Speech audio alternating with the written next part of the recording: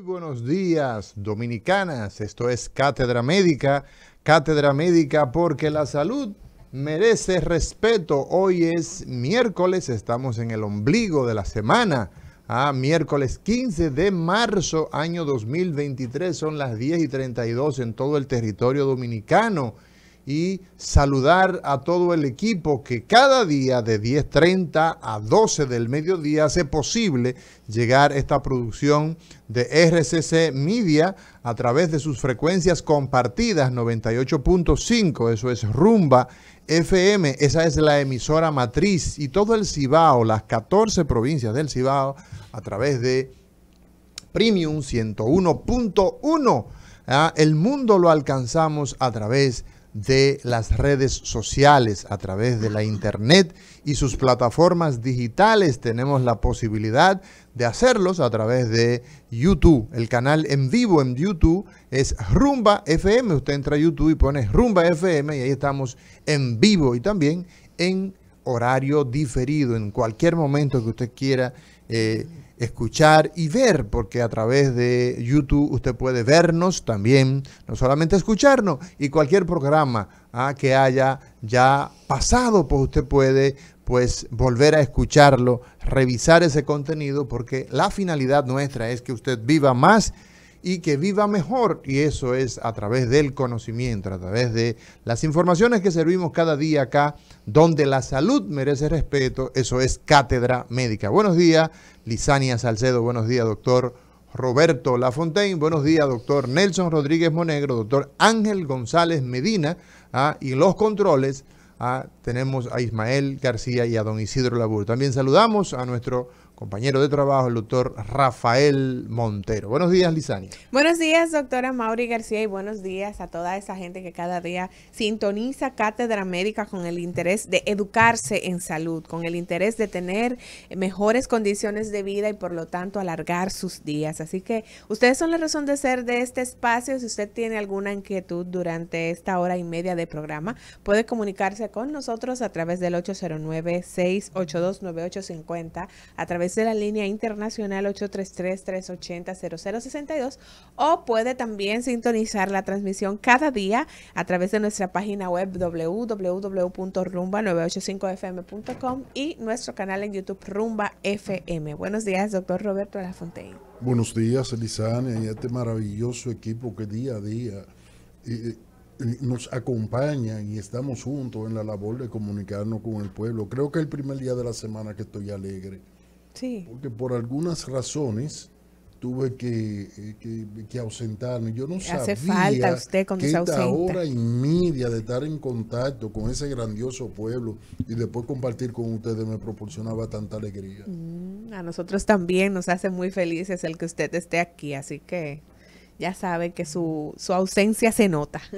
Bueno, señores, como cada día tenemos la oportunidad de compartir con ustedes las noticias, los comentarios en materia de salud, y en el día de hoy sobre el escritorio tenemos las informaciones diversas, y una de ellas es que el país debe hacer una reingeniería, debe reformular el tema de la formación de los recursos humanos, ya que COVID nos enseñó, y esa es una coincidencia que hace tanto el licenciado Chanel Rosa Chupani, quien fue el director ejecutivo del Servicio Nacional de Salud, en la gestión pasada, el último, el que le entregó al actual director de ese servicio, director ejecutivo del Servicio Nacional de Salud, al doctor Mario Lama Olivero. Ellos coinciden en que es necesario hacer una modificación de la formación de nuestros especialistas. La tradición es que aquí la gente pues busca pediatría, busca ortopedia, busca cirugía general, busca obstetricia y ginecología. En fin, esas son básicamente las demandas de los médicos en términos general, por ahí es que se decantan. Sin embargo, nosotros pues vemos que la necesidad de fortalecer las respuestas que se deben tener ante situaciones de emergencia es una prioridad que el mundo lo vivió y lo vivió con COVID. Y esta coincidencia se da justamente en el marco de el Foro Nacional COVID-19 que lleva a cabo Listín Diario y la Pontificia Universidad Católica Madre y Maestra, la Pucamaima. Y yo pienso que al igual que estos dos médicos, yo creo que los aprestos, el Ministerio de Salud Pública, que también forma parte de ese foro, Ministerio de Salud Pública, las universidades deben empezar a hacer lo propio en este sentido. Educación superior, ciencia y tecnología debe hacer lo propio en relación a diseñar cuáles son las grandes necesidades que tiene el país en materia de recursos humanos en salud. Miren, señores, yo conversaba esta mañana con una amiga, vive en Madrid, es odontóloga, se fue a propósito de su matrimonio, va a vivir a España, ya lleva 7 años y me dice, mira, eso lo conversaba de camino para acá, para la emisora, y me decía, mira, yo ahora estoy incursionando, mi esposo como tiene que ver con el tema farmacéutico, y ella que es odontóloga, pero todavía está en ese tránsito largo de la homologación y todo este rollo, me dice, mira, yo tengo ahora la oportunidad de enrolarme con el cuidado en mi casa de los adultos mayores. Por ejemplo, en materia de salud, es necesario producir recursos humanos que se encarguen de la atención, no solamente de las guarderías infantiles, también las guarderías para la tercera edad. Pero en materia, por ejemplo, de la asistencia de esos pacientes que es necesario hacerles, por ejemplo, flebotomías, las canalizaciones. Para eso hay profesionales que se forman en esa área, el área de la terapia respiratoria. O sea, hay una serie de aspectos que tienen que ver con la paramedicina, o sea, paralelo a la medicina, que no entra dentro de la enfermería ni dentro de la medicina propiamente, pero que son fundamentales en la atención. Y ya propiamente en el mundo de la medicina, pues entonces mira, los emergenciólogos cada vez nos ha dado la razón, la experiencia COVID, que son una necesidad. El médico de familia, miren señores, si nosotros tenemos médicos que se encargan en la comunidad de atender a la población que no va a buscar el servicio de salud porque está enfermo, sino que es requerido por ese médico de familia, y ahí hacemos las insistencias en ese médico internista, ese médico general con líneas generales bien definidas, bien orquestadas, esa consulta que se debe hacer a ese niño sano para ver si sus percentiles son los correctos, saber si su peso es el adecuado, saber si tiene sus vacunas. Esa mujer embarazada, el hacer esos chequeos prenatales. O sea, la realidad es que la necesidad que existe en este momento de tratar la población es basándonos en que el sujeto, el ser humano que requiere atención de salud, no necesariamente es el enfermo, sino es el que aún preserva su salud, y las estrategias deben ser esas. Entonces la formación de esos recursos humanos debe ser una prioridad para las autoridades. De manera que yo veo que esta coincidencia debe traducirse en hechos, no solamente participar en el foro y decir, o sea, y hacer una argumentación teórica, sino de ir de ese marco conceptual en el cual hemos llegado a la conclusión de la necesidad de producir un recurso humano que sea potable, necesario, y que se requiere en este momento pasar a los hechos. Y las universidades, reitero, Universidad Autónoma de Santo Domingo, Pontificia Universidad Católica Madre y Maestra, Universidad Iberoamericana, Instituto Tecnológico de Santo Domingo, las Nordestanas, la UCE, o sea, todas esas universidades que ofrecen el currículo de Ciencia de la Salud, las universidades católicas, todas esas universidades católicas tienen áreas de salud o enfermería o odontología, en fin, deben hacer una reingeniería de acuerdo a su oferta, en base a la necesidad, porque mire, la cantidad de especialistas tradicionales que hay, yo pienso que es suficiente. Pero hay que tener estímulo para que esa gente que aún no se ha decantado por una especialidad o que no tiene la posibilidad de entrar a esas grandes demandadas, que encuentre la posibilidad de formarse bien y de ir a vivir adecuadamente, dignamente, porque hay que generar también ahí incentivos para que nuestros formandos en áreas especializadas se motiven, porque no da mucho interés cuando tú sabes que lo que vas a vivir es de un sueldo en una sala de emergencia. Si no tienes esos incentivos, tampoco eso ayuda mucho. Mira, Mauri, yo vi las declaraciones de ellos y en realidad me dio pena la poca visión, ¿verdad?, de altos funcionarios y que han dirigido, bueno, el sistema de atención a la salud aquí, sobre lo que les reveló el COVID. Lo que reveló el COVID y cuáles son sus conclusiones. Además, tuve la oportunidad de escuchar al ministro de Salud, hablando bondades sobre su política de salud solicitada por el presidente con respecto a las, eso va a salir mañana, con respecto a la ruta de la salud. ¿Cómo va a hacer que, siendo pediatría señaladas por ellos, ginecobstetricia y cirugía, las especialidades más demandadas, nosotros estemos exhibiendo tan pobres resultados? ¿Cómo va a ser que, teniendo nosotros la cantidad que tenemos de médicos familiares, no sé cuánto, pero la mayoría no estén trabajando en su terreno? En su área, sí, en su área de trabajo. No, los geriatras, no por ejemplo, el caso de... estaba la doctora Alexandra denunciando eso. ¿Cómo va a ser que muchos de los emergenciólogos no estén siendo usados como emergenciólogos, sino como médicos internistas? De hecho, fíjate. O sea, hay un problema en el funcionamiento del sistema de salud total y del sistema de atención a la salud, que ellos o no lo ven o no quisieron enfocar. Pero fíjate una cosa. Pero además, Roberto, Amaury, pero además, Amaury, mira cuál es la principal crisis que ha generado la pandemia del COVID-19. La lucha entre prestadores de servicios y aseguradores y pagadores de entre servicios. Entre médicos y los ARS, para que la gente lo entienda. Que absolutamente para nada va a beneficiar a la población. Para nada lo va a beneficiar.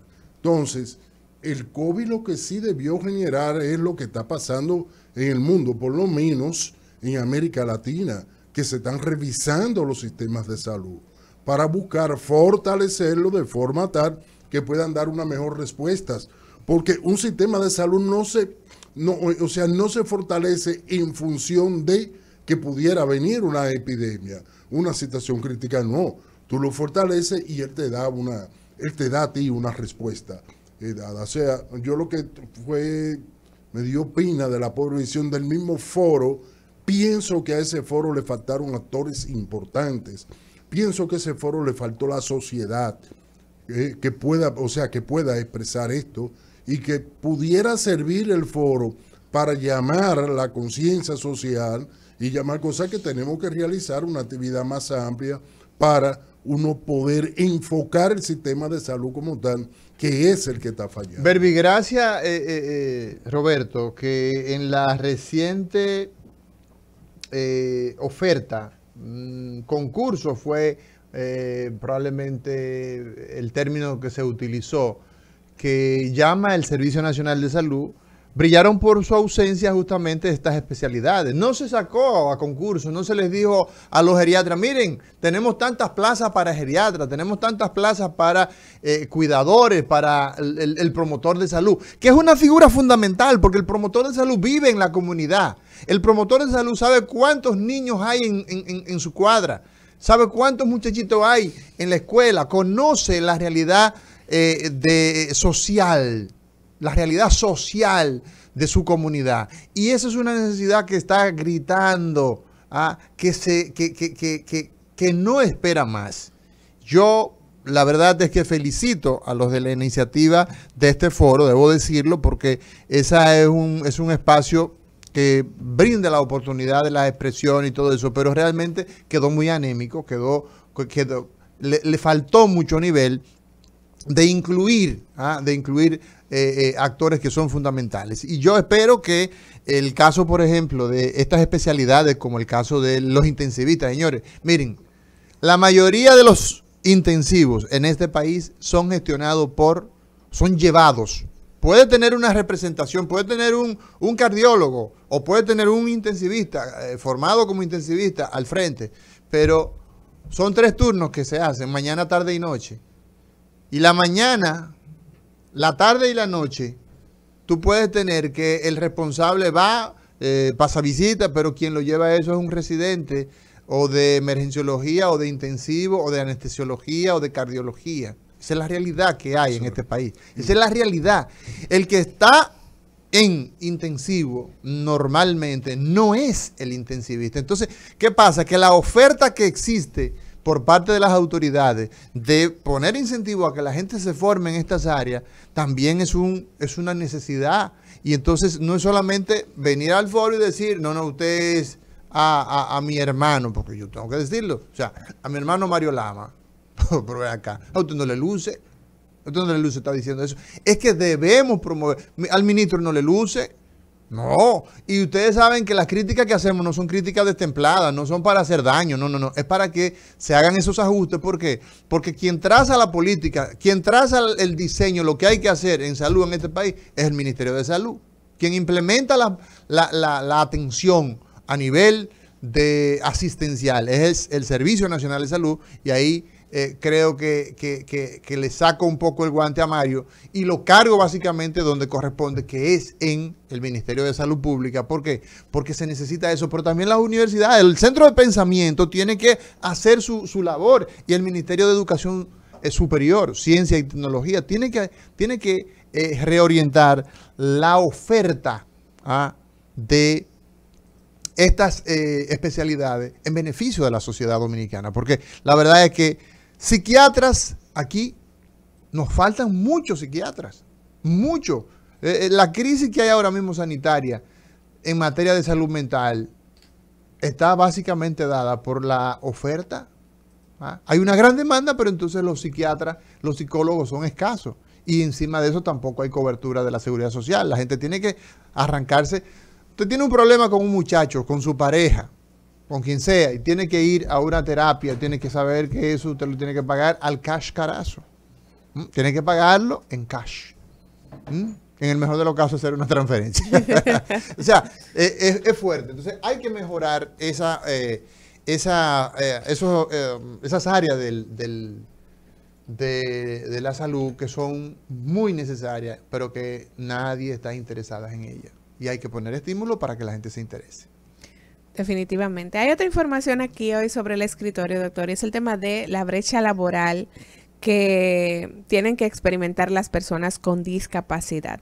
De acuerdo a lo que indica la nota, en el país el tema de la falta de ofertas laborales para las personas que sufren de discapacidad es un tema persistente y que no solamente afecta al sector privado, sino al sector público también y organizaciones no gubernamentales. Hay que analizar, de acuerdo a lo que indican, esta situación en una conferencia que llamaron Consulta Técnica sobre el estado de situación laboral de las personas con discapacidad en República Dominicana, un estudio. Este estudio fue el que dio a conocer esta realidad de la brecha laboral que presentan estas personas con discapacidad. Y eso es muy cierto. Mira, cuando nosotros tenemos una población donde hay personas, por ejemplo, que tienen limitaciones para caminar, pero su cerebro está intacto, no tienen ningún problema cognitivo, para pensar, para hablar, para analizar. Sus brazos están perfectos.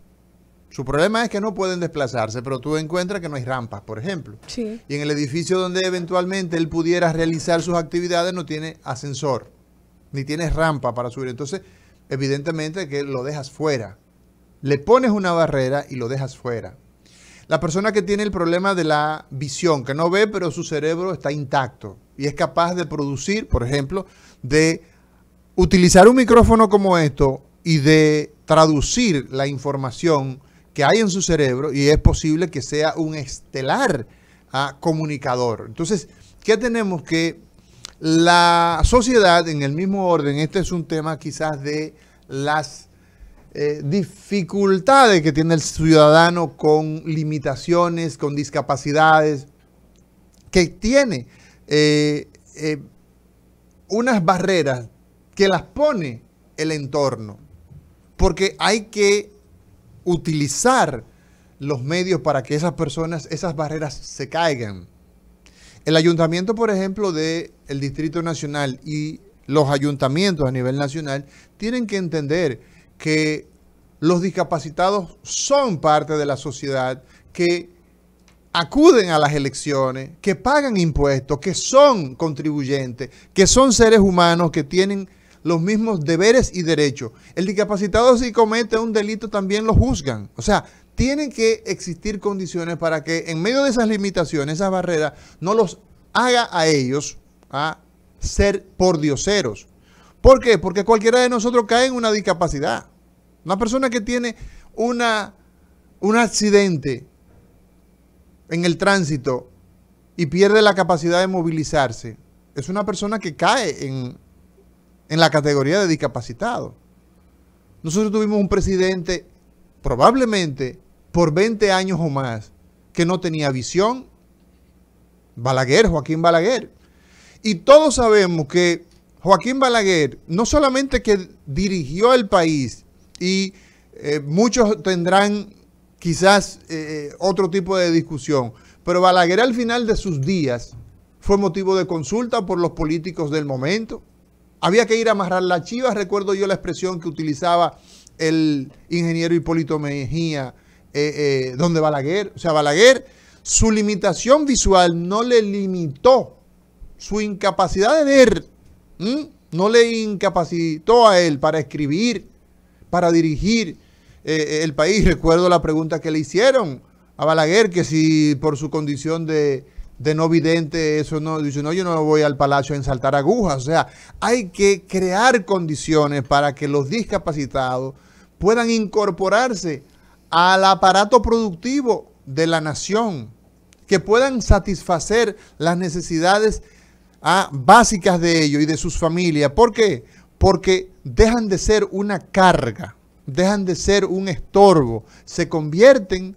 Recuérdense que lo económico determina lo social. Una persona que no genera dinero es una carga, porque usted tiene que bañarse, usted tiene que cepillarse, usted tiene que alimentarse, y todo eso es costo. Entonces, la sociedad tiene que también pensar en los grupos que tienen dificultades, que tienen limitaciones, que tienen discapacidades, para ser una sociedad más inclusiva. Porque a fin de cuentas nosotros tenemos una necesidad todos los días, y es de ser más eficiente y sobre todo utilizar en el entorno laboral la tecnología. Nosotros tenemos ahí un instituto tecnológico, el ITLA, que muchos profesionales que quedan con discapacidad pues tienen la opción de irse a preparar en áreas de tecnología donde probablemente el diseño de software, etcétera. O sea, hay que generar una estrategia diferente cuando nosotros perdemos las capacidades que se tienden a perder en la dinámica de la sociedad, con los accidentes de tránsito, con los eventos vasculares cerebrales, las enfermedades degenerativas, pero que la gente queda con la capacidad de vivir por mucho tiempo. Entonces, eso hay que tomarlo en cuenta. Sí, en ese sentido, en ese mismo sentido, yo me conformaría ahora con algo que se puede hacer.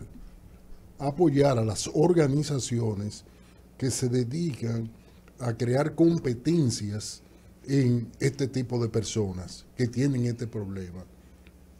¿Qué ha pasado? Que a muchas de ellas le han retirado el apoyo gubernamental. Se lo han retirado. Entonces, por lo tanto, se ven muy limitadas en la realización de su función. Entonces, después la otra parte, que cuando lleguen a las instituciones la preparen para que puedan trabajar. No puedo pedir que las desigualdades estructurales producto del modelo de producción que nosotros tenemos se corrijan. Eso es imposible. Es una decisión de sociedad. Pero sí se puede ser más equitativo y no llegar a nivel de la inequidad, que es cuando se le niega la renta necesaria o suficiente para adquirir los recursos y poder enfrentar sus problemáticas de salud. Una problemática que se da en las mismas condiciones en que ellos viven, trabajan, enferman y mueren. Por lo menos eso. Y seguir apoyando y reforzar el apoyo hacia esas instituciones. Porque ¿cómo va a ser que el presupuesto para publicidad gubernamental con fines de reelección se haya aumentado y a muchas de estas instituciones se le haya reducido el presupuesto? Y es más, a otras también, o sea, se lo han retirado. Eso es incomprensible y además de eso, inaceptable.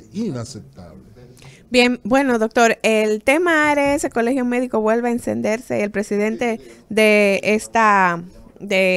este gremio, el doctor Zenén Cava, advirtió en el día de ayer, hoy tienen una reunión que será encabezada por la vicepresidenta Raquel Peña, en donde dice el doctor Zenén Cava que si no llegan ya a un acuerdo hoy, pues definitivamente ya el tema de las ARS, ellos se van a abandonar, o sea, el tema de las ARS. Ultimátum. Sí, ya dicen, ya no es que van a hacer huelgas, sino que ya, definitivamente. Yo creo que nosotros tenemos que ser muy cautelosos, porque mira, en principio esto puede ser pues una situación que a los médicos que ya llevamos muchos meses con esto, venga el desaliento, venga una situación ya de la moral caiga tanto que no se le haga caso. Entonces es un problema que hay que tener mucho cuidado, porque es una especie de ultimátum.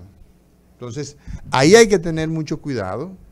Presidente Zenén Cava, yo creo sin lugar a dudas que es necesario llegar al acuerdo que sea satisfactorio para ambos sectores, para el sector nuestro de los médicos, para el sector del gobierno, y es muy importante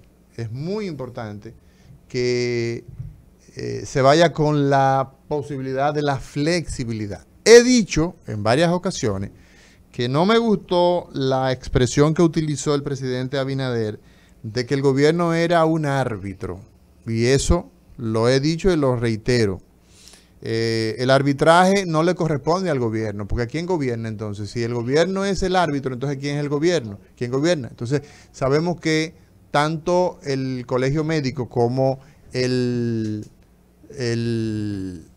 gobierno tienen la obligación de producir entendimiento. En otro orden tenemos una noticia que quisiéramos comentar con uno de los amigos y más destacados urólogos, el doctor Pedro Lanfranco. Creo que ya lo tenemos en línea.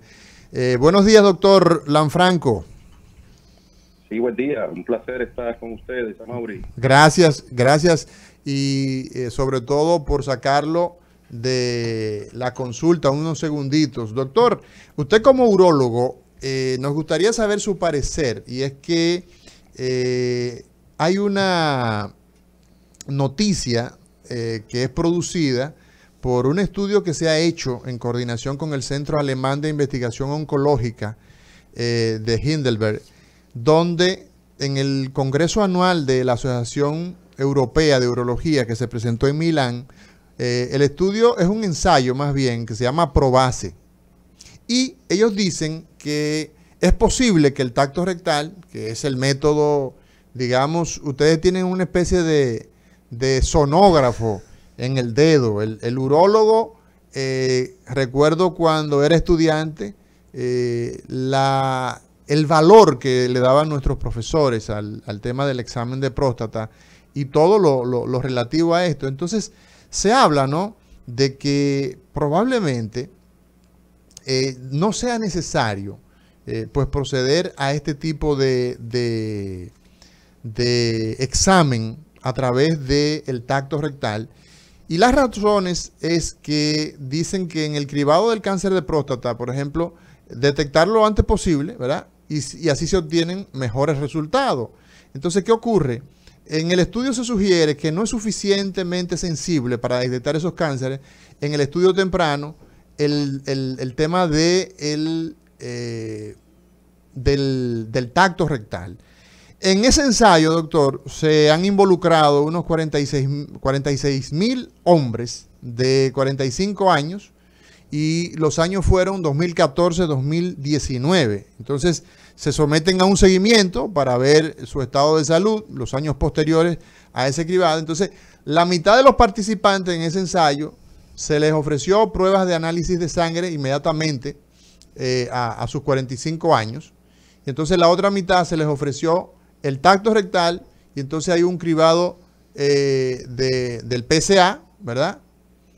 Que se deja para los 50 años. Entonces se hizo una comparación, ¿no?, de detección mediante otros métodos, como el caso del PSA, y entonces la tasa que se ve de detección mediante el tacto se ve que es menor. Entonces, ¿qué opinión tiene usted con relación a esto más bien veo un poco de sensacionalismo en esto de desaparecerá el tacto rectal para detectar cáncer de próstata? Amaury, la respuesta es no. No. No va a desaparecer. Y es bueno dejar esto bien esclarecido, bien establecido.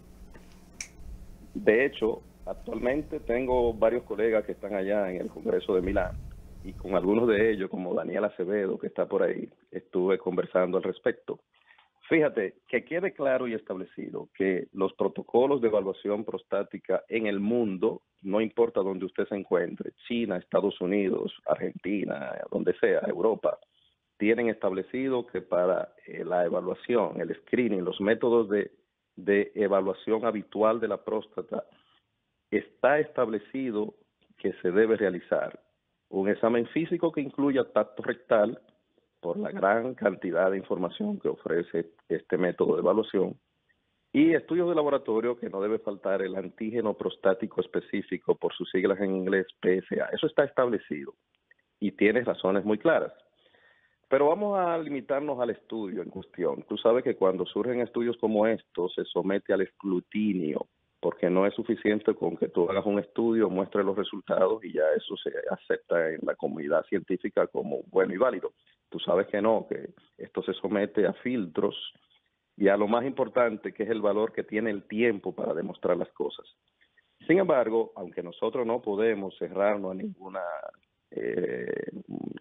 a nada nuevo que surja y que se pueda evidenciar, ¿no?, en los estudios, estos datos son cuestionables en el sentido siguiente. Lo primero, Mauri, es que la gran cantidad de información que te ofrece un tacto rectal es insustituible. Porque al hacer un tacto rectal, Mauri, nosotros hacemos un examen físico primero, una evaluación, una observación. Tú sabes que en el examen físico tú tienes 4 partes, ¿no? Pero lo primero que hacemos es una observación del área perianal. Y podemos identificar diversas patologías perianales como una fisura, una fístula, un hemorroide, un cáncer, una verruga, etcétera. Lo segundo que hacemos en el tacto rectal, todo esto en cuestión de segundos, es evaluar el estado neurológico del esfínter anal, que siempre ofrece cierta resistencia al introducir el dedo por el ano. Y tú dirás, ¿y para qué tiene el urólogo que evaluar el tono del esfínter? Ahí hacemos una evaluación neurológica del estatus de los nervios pélvicos. Porque si los nervios pélvicos no están bien y no inervan de forma adecuada la vejiga no se contrae bien y puede causar síntomas similares a los síntomas que causa una enfermedad prostática. Entonces, fíjate cómo ya vamos obteniendo información neurológica de ese paciente. Lo tercero es que al introducir el dedo a la ampolla rectal, si el paciente tiene una tumoración en la ampolla rectal, tú sabes que el cáncer colorectal es muy frecuente en el sigmoide, en la unión recto-sigmoide y en el recto, son las zonas más frecuentes. Y con un tacto rectal nosotros muchas veces palpamos masas rectales.